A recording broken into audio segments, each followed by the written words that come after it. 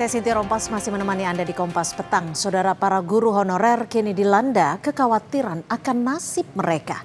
Muasalnya adalah isu penataan tenaga non-ASN lewat surat edaran Kementerian Pendidikan Dasar dan Menengah nomor 7 tahun 2026. Tidak sedikit yang menyalahartikan aturan ini sebagai langkah penghapusan guru honorer pada akhir 2026. Inilah catatan Kompas TV, guru honorer menanti kepastian nasib.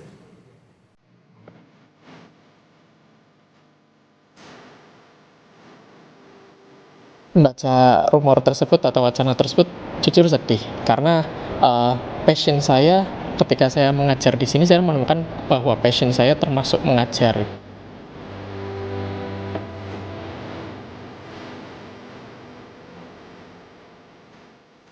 Pagi belum sepenuhnya merekah di Solo, namun Laksma Ayan Wifa sudah memacu langkah dari kamar indekosnya.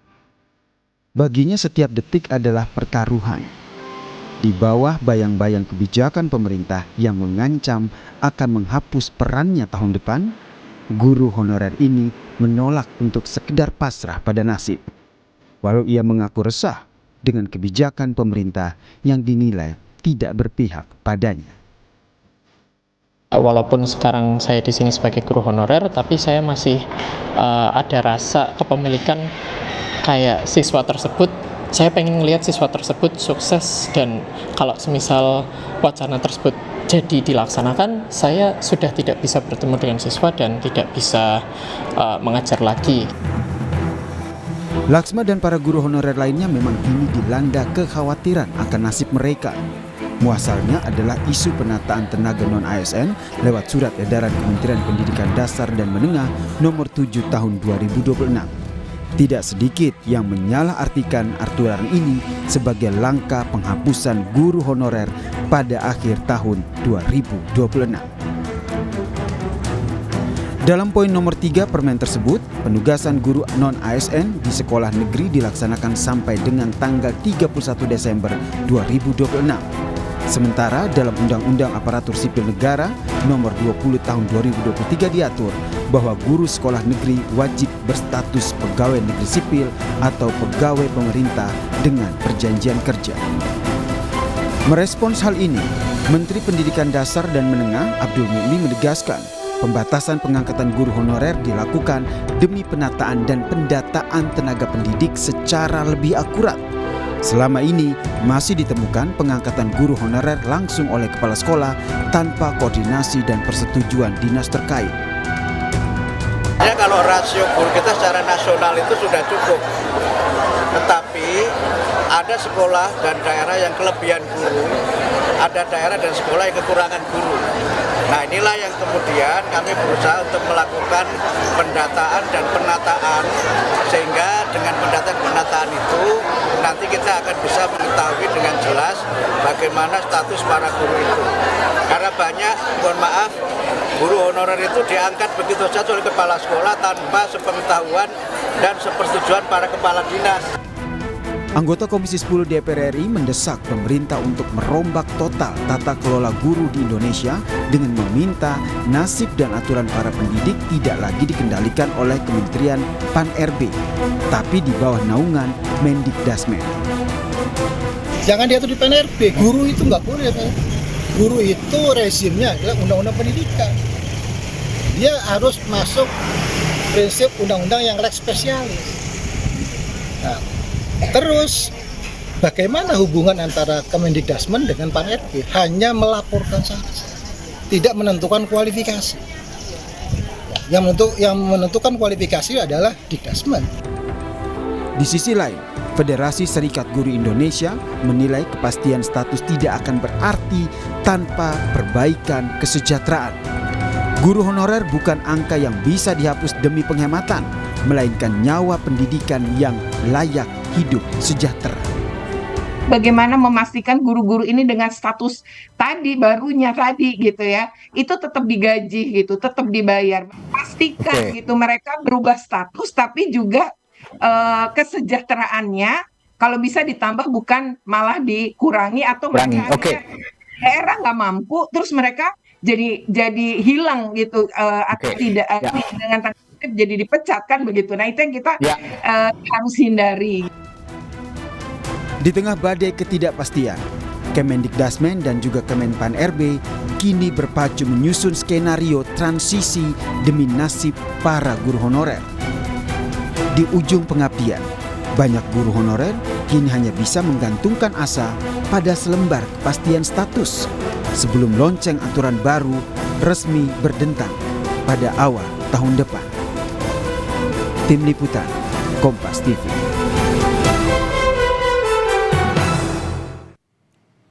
Sejatinya, surat edaran Menteri Pendidikan Dasar dan Menengah Mendikdasmen nomor 7 tahun 2026 tentang penugasan guru non-ASN yang berlaku sejak 13 Maret 2026 lalu bertujuan memberikan kepastian bagi guru honorer untuk tetap bisa mengajar hingga 31 Desember mendatang.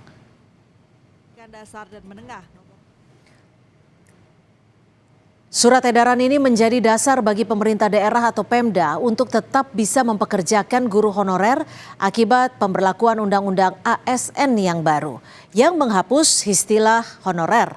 Tetapi yang terjadi justru sebaliknya. Banyak guru honorer khawatir akan keberlanjutan nasib mereka.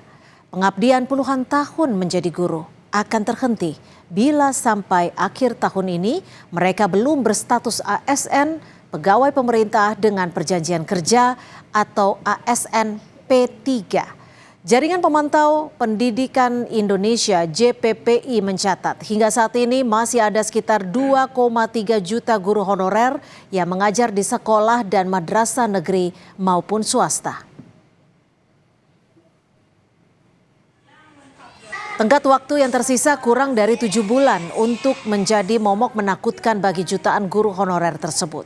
Karena banyak dari mereka belum berstatus sarjana, tidak memiliki sertifikat pendidik karena belum menempuh pendidikan profesi guru, atau tidak terdaftar dalam data pokok pendidikan alias Dapodik. Belum lagi, Pemda sering tidak mengusulkan jumlah kebutuhan guru yang sesuai dengan kebutuhan real di lapangan, dengan alasan tidak punya uang.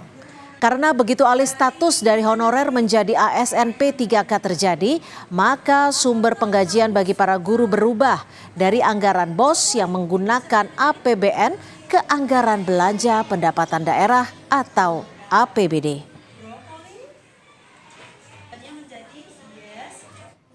Keberatan gubernur, bupati, dan wali kota ada benarnya. Apalagi di tengah pemangkasan dana transfer ke daerah akibat politik efisiensi yang dijalankan Presiden Prabowo. Tetapi keberatan ini juga tidak sepenuhnya tepat karena sepanjang tahun 2026 publik masih dipertontonkan penggunaan dana APBD yang kurang prioritas seperti pembiayaan renovasi kantor, pembelian mobil dinas baru, hingga tunjangan operasional yang nilainya fantastis. Kurangnya keberpihakan sejumlah pemimpin daerah terhadap nasib guru masih diperburuk lagi dengan kasus korupsi yang menjerat mereka. Bahkan kurang dari 1 tahun saudara, yakni dari periode Agustus 2025 hingga April 2026 sudah ada 11 kepala daerah terjerat OTT KPK. Persoalan tentang ketidakpastian nasib guru honorer telah terjadi bertahun-tahun dan menjadi pekerjaan rumah yang tidak pernah selesai dari presiden ke presiden.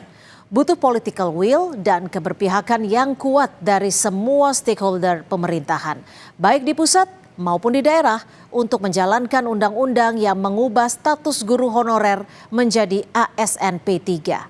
Tentu tidak hanya stakeholder pendidikan saja yang terlibat, tetapi juga stakeholder lintas kementerian seperti keuangan, pengaturan birokrasi, hingga Kementerian Dalam Negeri. Jika pemerintah saat ini memprioritaskan pemenuhan gizi anak melalui program MBG, sudah sepatutnya dibarengi dengan prioritas perbaikan dan kepastian nasib guru honorer sebagai faktor penting kualitas pendidikan. Pemenuhan gizi anak dan perbaikan kualitas pendidikan adalah dua sisi mata uang. Keduanya tidak boleh terpisah, apalagi dibedakan skala prioritasnya.